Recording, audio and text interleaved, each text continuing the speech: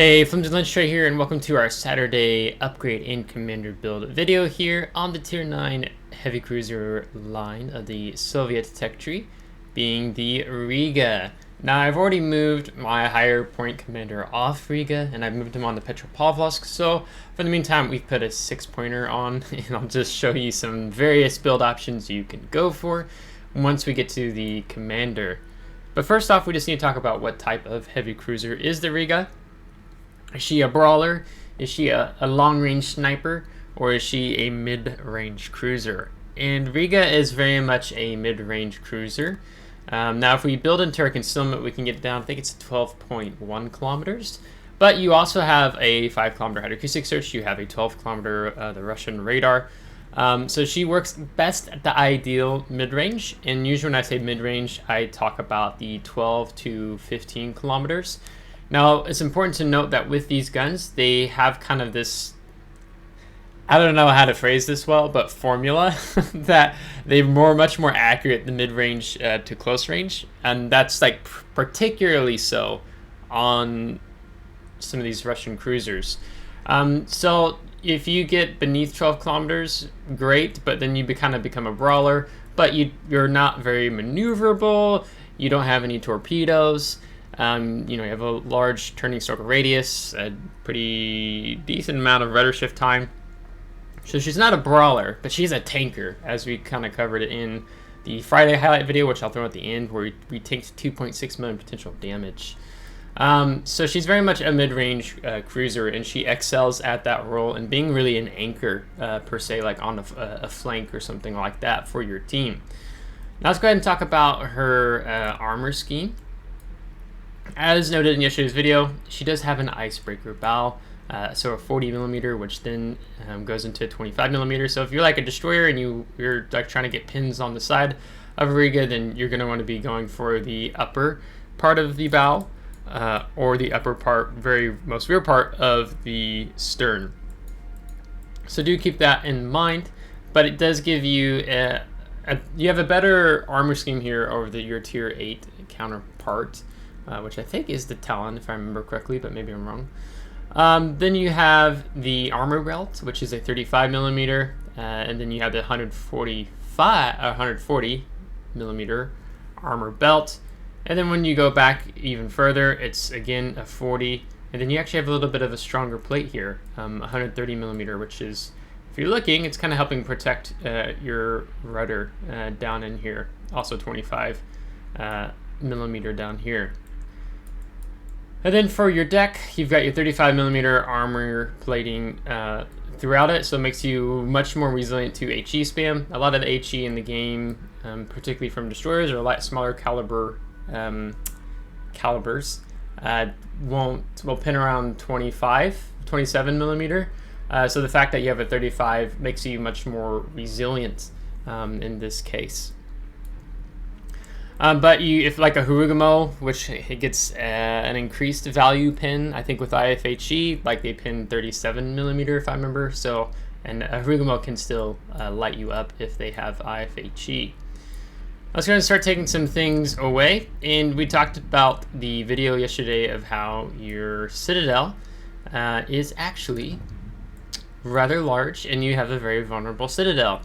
Especially if you go broadside. So you actually have this torpedo bulkhead, which covers it. And I'm guessing, I didn't know, perhaps it's a 90 millimeter beneath the torpedo bulkhead. Can't tell here, because I'm trying to be like fishing around, trying to like find if we can get a better understanding of what that is.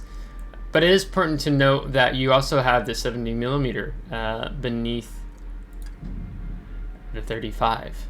So that'll help you out a little bit there as well, but you do not want to be going broadside. Your most vulnerable part is going to be the midsection through here. So if you do turn broadside with that poor turning circle radius, make sure to do that in a hopefully concealed maneuver. As again, I had to actually do this yesterday towards the beginning of the battle as our flank completely collapsed, and I had to go into a kiting Riga, which Riga doesn't really accelerate in being a very good ship at kiting. Let's go ahead and bring the armor back. Last thing we're going to touch on is these guns, which are amazing in terms of their armor piercing. We're going to look at even building into them via our commander. But I have 260mm armor thickness on the front, 200 on the front sides, and then on the majority of the side it's 160, and the back is 230. So the front and the back of the turrets are the strongest, with 140 on top. And I was thinking of the word barbette, is 170mm. So we're going to build into these guns a little bit more as well via the upgrades. So first off, we're going to talk about our modules. I'm going to throw some of the upgrades back on here that I ripped off and I put on Petropavlovsk. So you're going to see a little bit more of a stock reload time here in the form of 14 seconds, which we can get down beneath 13 seconds if we take main battery mod 3 in the 6th slot of our upgrades, which we'll talk about. Otherwise, your 180-degree turn time is 28.5 seconds. That's actually already with your main battery mod 2. But that's without grease the gears on our commander, so we'll look at that as well. Your HE shell damage is kind of meh for 220mm guns. They're 3050. Where these guns do shine is in the armor piercing, so you're going to be very much wanting to look at mostly utilizing the armor piercing. In the Friday highlight video, I probably should have utilized the armor piercing a bit more than what I actually did, because you have a slightly improved pin, which is quite helpful. In these guns are just amazing, and we'll talk more about that when we look at the armament. With your hull, you have a hull A and a hull B. You're going to want to upgrade your hull first, so it's going to bump you up to 50,500 hit points. You can also see you get a buff to your AA defense as well as your maneuverability, so those are very welcome things, especially when you're seeing tier 10 CVs and then super CVs if you get bottom tiered. So you're going to want that first, in my opinion. Next would be the gunfire control system. Your stock range is a 16.4, a little rough, but you get the hull done, then go for this, so you can bump yourself up to 18 kilometers, which is much more comfortable playing the high tiers. Of course, if you're a tier 9 versus a tier 7, then this won't feel too off, but you're definitely going to want to build into it once you finished your hull.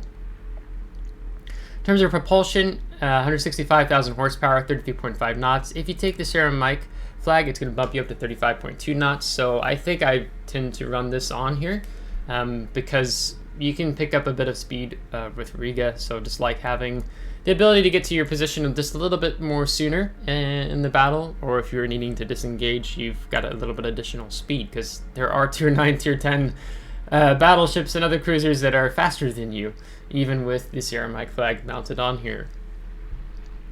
So what we've done in our first slot on the upgrades is that we've built into the main armaments modification 1.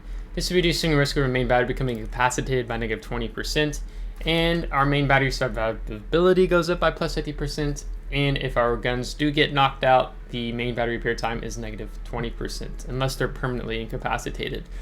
So the guns is where your damage per minute shines, so you really do want to build into these guns, so this is definitely a much recommended upgrade here. Not really anything else going on here. Secondaries are, it's not a secondary ship. AA is meh for tier 9. You wouldn't take magazine mod 1 because this only reduces the risk of your ship's magazine detonating by negative 70%. You would just build into it here with taking the Juliet Charlie combat signal, which completely eliminates the risk of your ship's magazine detonating. The second slot, there's a few things we can actually do here. I have taken the engine room protection. This is reducing the risk of my engine and steering gears becoming incapacitated by negative 20%, and reduces the repair time of the engine and steering gears if they do become incapacitated by negative 20%. So it's pretty standard that this is what you run on cruisers. If you really like Riga and you foresee yourself playing Riga quite regularly, then what I'd recommend is actually probably going for the Surveillance Radar Mod 1, which is going to boost your action time of your radar by plus 20%. Right now, it's the stock. It's a pretty short duration radar compared to the American radars, but that's kind of how they balance that, you know, is like where you don't have the action time, the longer action time of the American 10-kilometer radars, because you're getting 12-kilometer radar because you can reach out much further here. So if you do build into that, I'm pulling up my calculators to make sure I get this right. You would be going up to 18 seconds. So a little bit better, and it's going to help more once we get our reload time down as well. And we can even talk about lengthening out with our commander also. So if you are going to be playing Riga a lot, or as you're grinding up the line, I would say go ahead and make the investment, pick up Surveillance Radar Mod 1, and maybe you're looking at putting that on the Petropavlovsk. Otherwise, I mean, if you want the Hydroacoustic Search Mod 1, just for some more defensive measures, you can as well. Since you play more mid-range, you're probably going to see more torpedoes. Realistically, it's up to you, but what makes these Russian cruisers so strong is the fact that they have the 12-kilometer radar. It's a bit of a fear factor for destroyers and pushing them perhaps further away from the cap, further away from the objective. And just to show you real quick, if you were to decide to buy it, without the coupon, it's 17,000 coal. So if you're a newer player, I'm probably going to encourage you not to make this type of investment yet.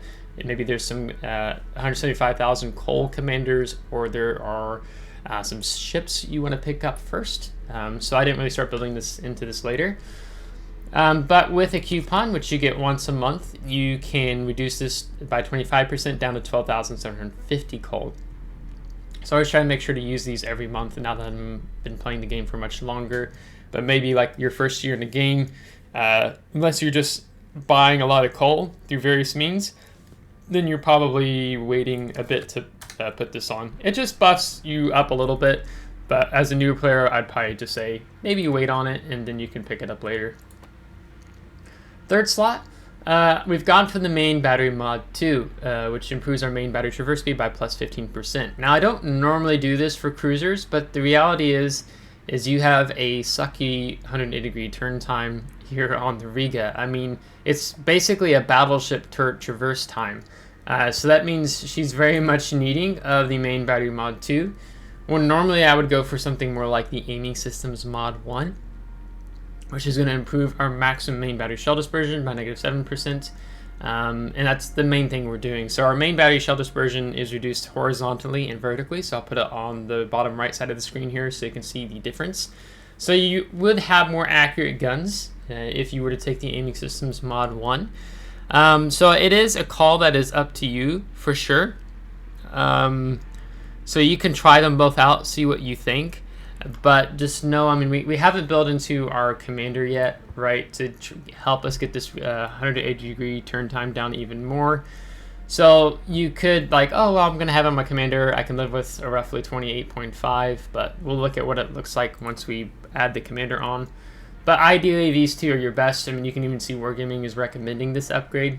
It's a small, if you're a newer player, it's really expensive because it's 500,000 credits.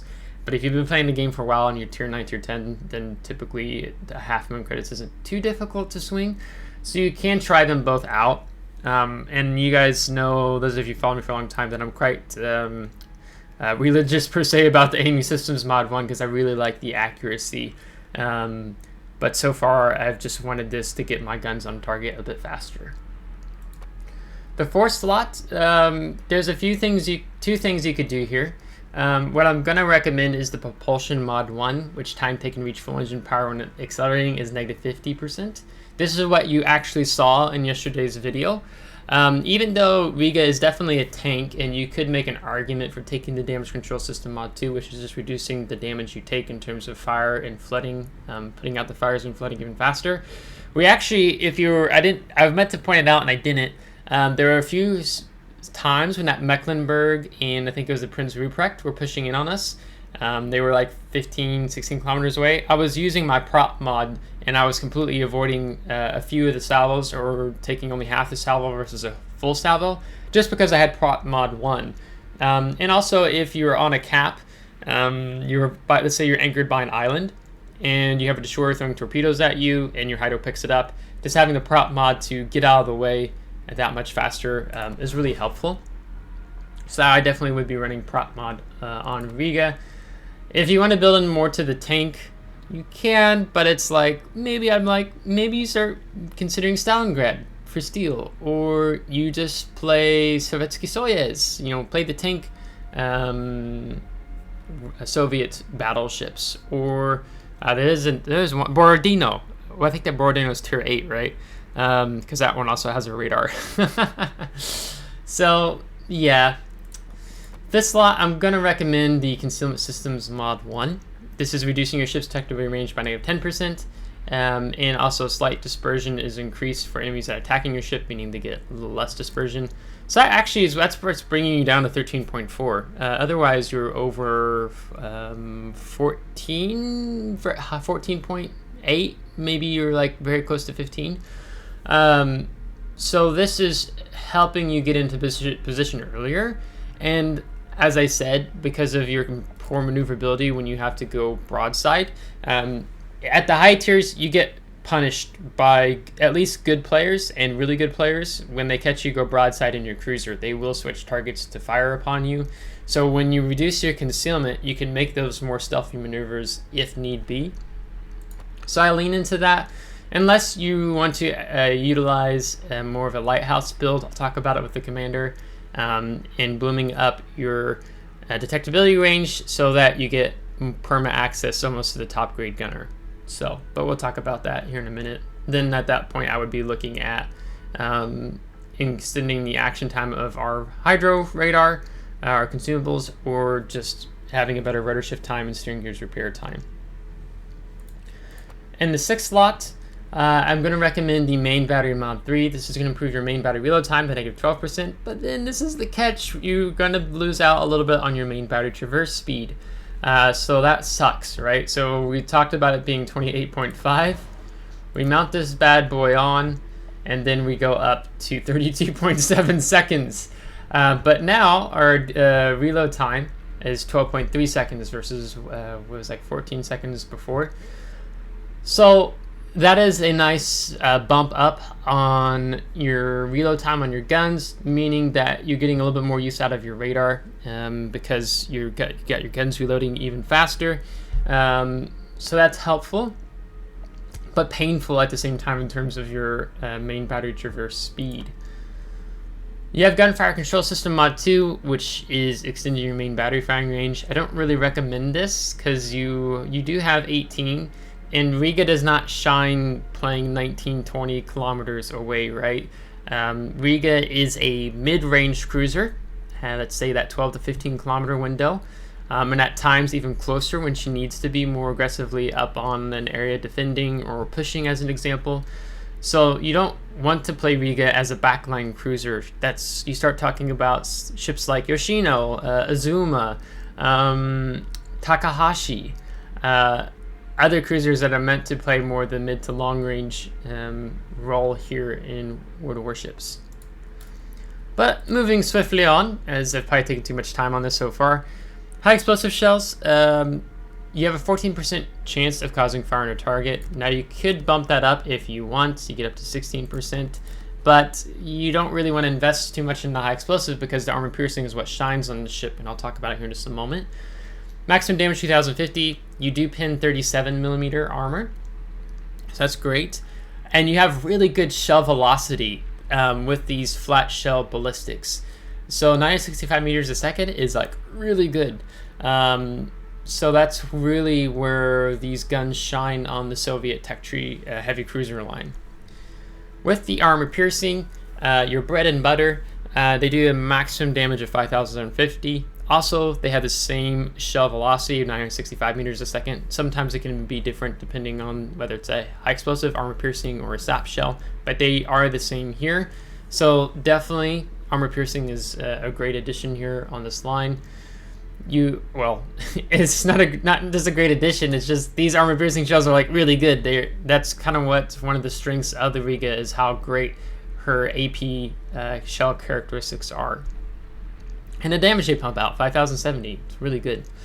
And because of that shell velocity, you're going to be able to reach out and punch cruisers and battleships at a further range and get citadels on them, where I wouldn't be able to do that in a Buffalo with Buffalo's 2 and 3mm guns, and because also they're not 220s, but they have a lower shell velocity compared here to the Riga. Depth charge airstrike, reload time 30 seconds, you get 2 available flights, 1 attacking aircraft per flight. They do a 7-kilometer range, 2 bombs and payload, maximum bomb damage 4,200. So it's not a long range depth charge airstrike, but it's a depth charge airstrike nonetheless. Much better than having ship-based ASW, which would totally suck because Riga is just so unmaneuverable So it is good that they have the depth charge airstrike here. Consumable wise, you have your standard damage control party, which is just a 5-second action time, a cooldown time of 60 seconds. Here you have a couple options. You have the hydroacoustic search, which is what I'm going to recommend you first and foremost to run. Detection of torpedoes 3.5 kilometers, detection of ships 5 kilometers, action time 100 seconds, cooldown time 120 seconds. Now, as we talked about in here, if you really wanted to build into the hydro, you could bump the action time up to 120 seconds with just that alone. We also have down here the Sierra Bravo, which extends our action time on the hydro. So then you're going to see 110 seconds, and then you add the other skill in or upgrade in, then you're going to be looking at 132 seconds if I did the math right in my head. So we can bump out the hydro a little bit here. So I do like running this. Then you have defensive AA fire. Again, there's other Tier 9 cruisers that play the AA role much better. And hydroacoustic search is just so valuable because there's just torpedoes everywhere now in the game, especially with the addition of submarines. And then you have your repair party, HP per second 252, action time 20 seconds, cooldown time 80 seconds. We only get 3 of them. We can bump up the amount of HP we can restore with the India Delta combat signal. So now plus 303. Very nice to have here. And then here you get 3 options. The first is what you should really be running on Riga is the surveillance radar. This is a fear factor for destroyers and cruiser players who maybe have a better concealment than you because of just your ability to spot and cover a large area of the map. You know, some maps you can cover 2 caps with this 12-kilometer radar at the same time. So really this is what you're going to be wanting to run. It has a short duration though of only 15 seconds, but we've talked about building that out. 18 seconds with the radar mod in slot 2, and we can even bump it up a little bit more on the commander as well. And you only get 3 of these. Otherwise you get fighter, and I'd be, why the heck are you running fighter on Riga? It sucks, it never stops. Fighters never stop the first strike. And when warships, that's just not a thing, okay? So it's not worth it. Spotting aircraft, again, I'd be like, why are you wanting to play Riga out beyond the 18 kilometers?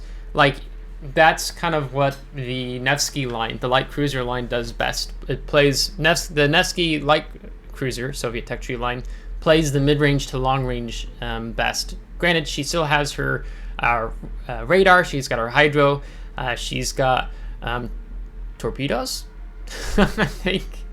It's hard to keep all these things in memory right here in the game. Yeah, so you have your torpedo, so you can push and you need to, and you have a decent armor scheme. So just don't take spotting aircraft. You want surveillance radar. It's a bit of a meme if you were to take spotting aircraft here in Riga versus the radar. Your teammates may not be fond of you. The other thing here to take into account is November Foxtrot combat signal. This is going to reduce your preparation reload time on your consumables by -5%. So now we go from 60 to 57 seconds on the cooldown time, 120 to 114, 80 to 76, 120 to 114 here on the radar. Otherwise, other combat signals I'm looking to run here. I think I tend to do something like this typically.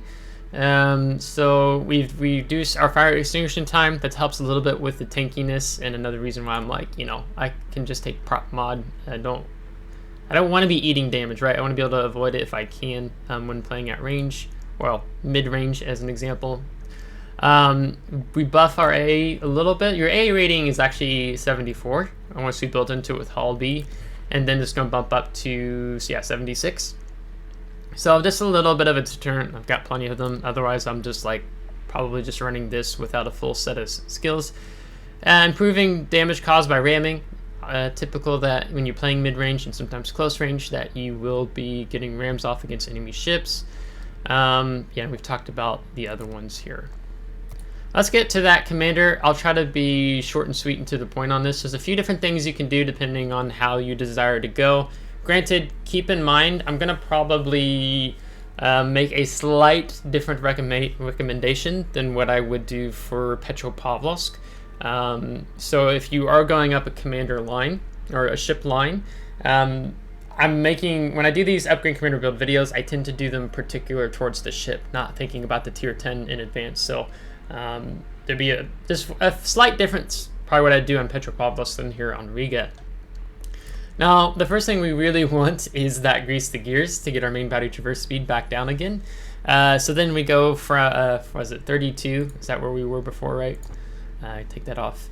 Yeah, 32.7. Now we've got it back to 28.4. So that's pretty much a must here on this line. Now note when we talk about if you have a 3-point commander, there is going to be 2 different skills I'm going to recommend here on this this line of skills. I'm going to circle back towards it, but typically I really like having priority target on this heavy cruiser line, especially when I'm fighting, contesting around caps, key objective areas. So just I know how much attention I'm taking. Also helps if there's, at the higher tiers, you have a lot of battleships that are trying to do cross-map shots. Not a lot of them, but your more skilled ones will be looking for cross-map opportunities. So if you maybe reverse out from behind that island and you get slapped and lose, you know, all your life, all your health, because you didn't know that there was actually a ship maybe targeting you from across the map, but you just have to be mindful of your surroundings when you're backing up from behind an island, as an example. After that, it's pretty typical for me. I like to go for adrenaline rush. Let's get that reload time down. You know, as you lose health, you'll drop beneath 12 seconds on your reload time into the 11s. So I am a DPM kind of guy, typically speaking. And then as a traditional 10-pointer skill, 4-point skill, but 10-point commander, let's go ahead and go drop down our detectability, right? It was 13.4, now it's 12.1. So you only have a 0.1 kilometer gap between your concealment and your 12 kilometer radar. So that's actually amazing and a super strength. So if you get spotted, basically just pop the radar. You're going to be spotting whatever is spotting you. So that's the threat that Riga holds when you run her radar and you build into her concealment. So pretty standard to do here with Riga. After that, then I'm probably looking to take the Superintendent. Give me my 4th radar. It's a short duration, so I'm burning through them pretty quick. Give me my 4th hydroacoustic search. Give me my 4th repair party, so I can take even more damage.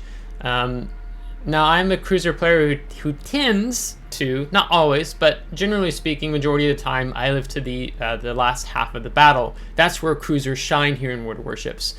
So I want to be able to have more consumables ready to go as the battle winds down, because you know the big decisions typically, unless it's a blowout match, the game changers happen in the last few minutes of the game. So I like to have my presence still felt and known as a cruiser player. So I like Superintendent. And then after that 13-point skill, I'd say for a 16 or 13-point commander, a 16-point commander would be the heavy AP shells. So your main battery of AP shell damage with a main battery of 190 millimeters and above goes up by plus 5%. So that 5,750 now is, wait, was I saying it wrong earlier? Yes, pardon my French. 5,750, it's really good. Then goes up to over 6,000. 6,038, so you're even being more punishing with these AP shells. So yes, please give me my heavy AP shells here on the Riga, and I also run this on my Petropavlovsk. So after that, so this is a 16-point build. For a 20-point build, I would swing towards top grade gunner. What this skill does is you do get a permanent reload effect on your secondary battery, but it's not really what shines about the Riga. But you get an increase to your main battery reload time by negative 8% whenever there's an enemy ship within your ship's standard detectability range. So firing your guns, fire on board, that doesn't alternate that. Combat events are not taken into account, so just your standard concealment detectability range, which is 12.1 with this build.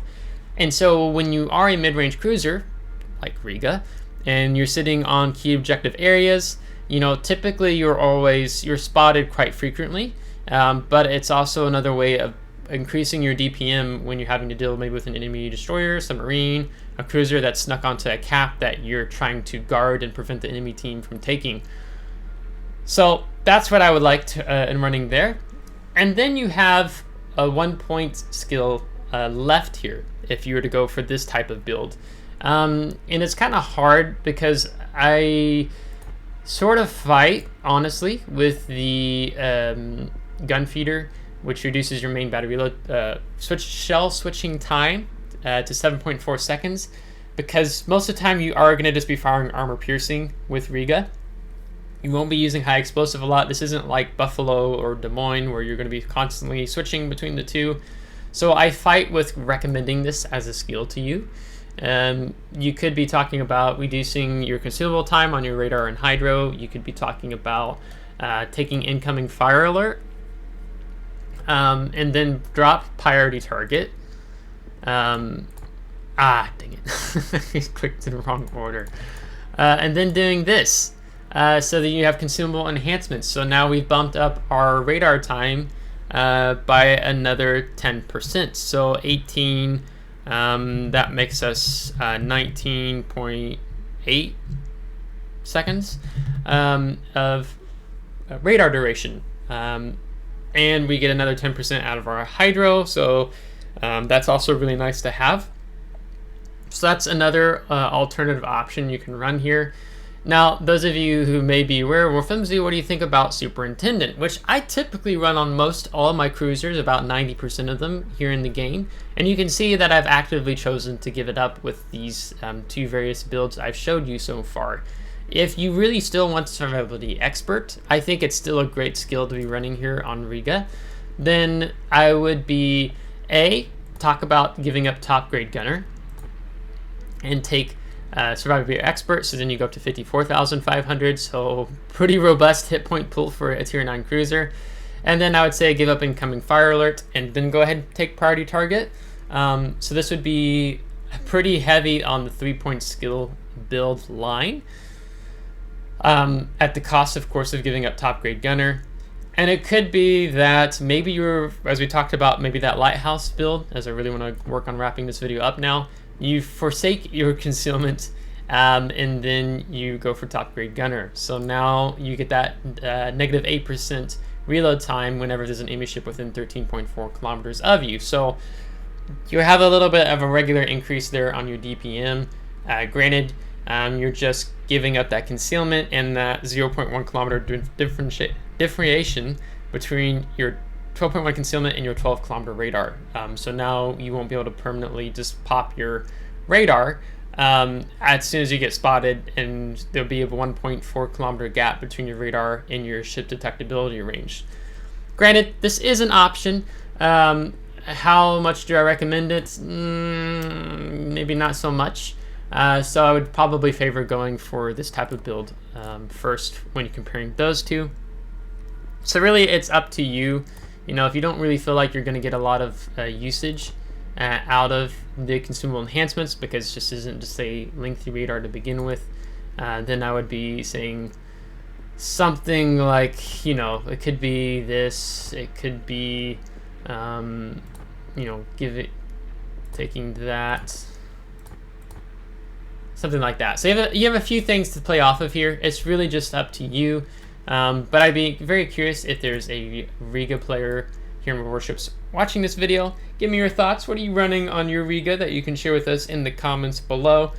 She's got a few things she can play off with her commander, but overall she's a pretty solid tier 9 cruiser, and very much her presence and can be felt in the high tiers. So if you liked today's video, give a thumbs up. If you didn't, give a thumbs down. Subscribe if you do want to see more. If you're subscribed, thanks so much. I really appreciate it. Thank you to my Patreon supporters, and I hope you have a great weekend. So until next time, take care.